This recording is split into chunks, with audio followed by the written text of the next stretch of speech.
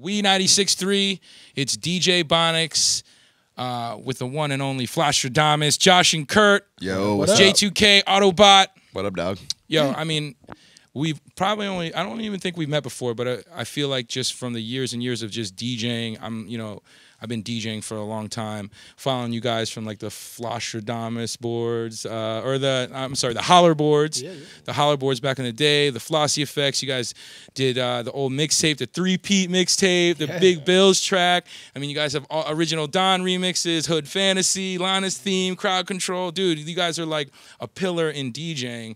And you guys came from the same place I was, which is just being a fan of music. Yeah. And how's that feel to actually like have a piece of the culture and being a huge influencer in DJing in general? It's kind of interesting because you don't feel that, like, hearing you say it's awesome. You're like, oh yeah, you're right. Yeah, there are those songs, there is that stuff. But when we're doing it, we're on it right now. So like we're going nonstop. So all that stuff that has happened is like it's not even in our periphery. It's just like behind us. We're just like focused on the future. So it's interesting to hear you put it that way. So yeah, it feels dope. Yeah. But yeah, man, it's cool to have had this impact in music. Like you said, we've been, just like you are, we're fans of music. And then as us being fans of music, we started out DJing and just started playing people the songs we liked. And then that got us into producing a little bit more. And then we ended up being able to make music that we liked and give that to the fans. And now we were able to like even turn that into an apparel brand, and we're doing apparel stuff. So it's like we keep snowballing it into these other like entities. So it's really cool, man. Which is great because, I think when I first found out of you guys, it was like the whole open format era. Yeah. And I think you guys weren't afraid of playing like trap rap, you know what I'm saying, first. And I think that's super special because I know a lot of DJs, we probably know a lot of DJs who can't find a way to evolve. Yeah. Because, it gets to a point where, like, now something that we've taken sacred for all these years, the art of DJing now has become a little bit more fast food. Yeah. There's people who are just picking up a controller, buying the laptop, and it's like, hey, I'm lit. Yep. So can you speak on that evolution? Did you feel like, what are we doing, house parties? Or was it just natural, like, hey, I'm going to start producing. This is what we're going to do. I know Big Bills is a track you guys did like 2009-ish, and I'm wondering, was that like a different direction? Or, I mean, I don't think it's far from what you're doing now, but...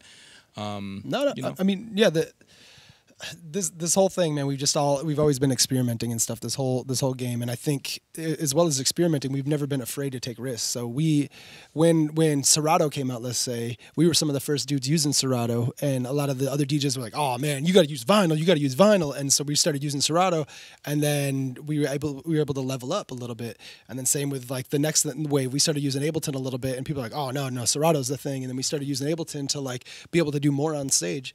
And that's on the technological side, but I think even on the music side, we always are trying to take these risks. And with a song like Big Bills too, we were like, we had just started producing, so that was kind of one of our first songs to do, but we wanted to just do something different, something that you could listen to on the radio, do something like listen to it in a different environment than the club. And so that was what we did with that. But I don't know, like all of the music that we do, we just try to push it forward, take a risk, and if it works, it works. If it doesn't, it doesn't. We keep it moving. And for us, it was like a big context thing. So like you say, like we were playing like trap, like real street trap records, mixing it with like Chicago house, mixing it with like Weezer and stuff. But it wasn't like we're zany. We're gonna play Weezer into PD Pablo. It was like, no, this is what works. Like the kids go crazier when we play that. Oh, and then we'll play one more time and play like Daft Punk throwbacks and stuff. And at the time, it just wasn't a thing. It wasn't like what every Vegas DJ does. It was just us in a space that held maybe 50 people, and it was a bunch of sweaty like art kids, and we were playing trance music that had not been played outside of an arena. It hadn't been played in like a space that's like this small.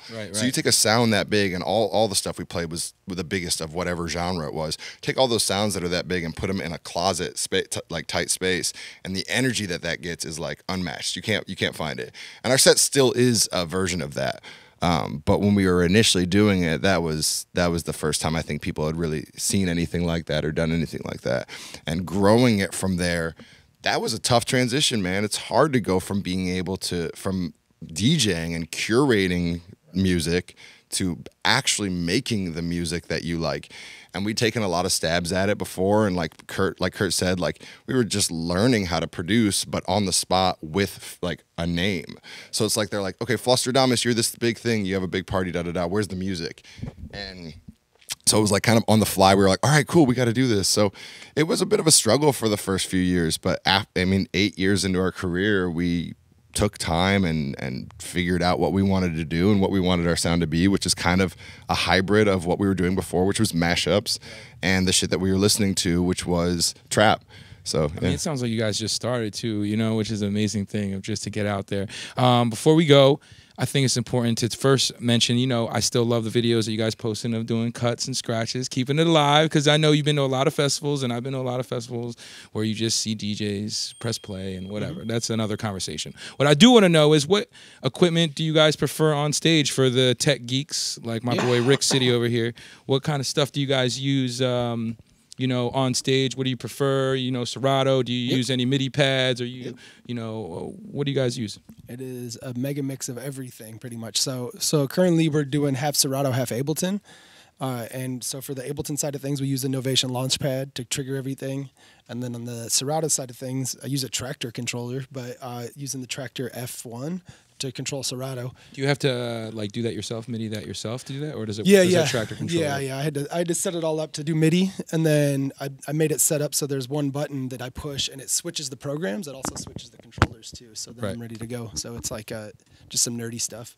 But yeah, that's what we're doing on stage. And then when we do like we're doing the show tonight, it's probably gonna be 100% Serato.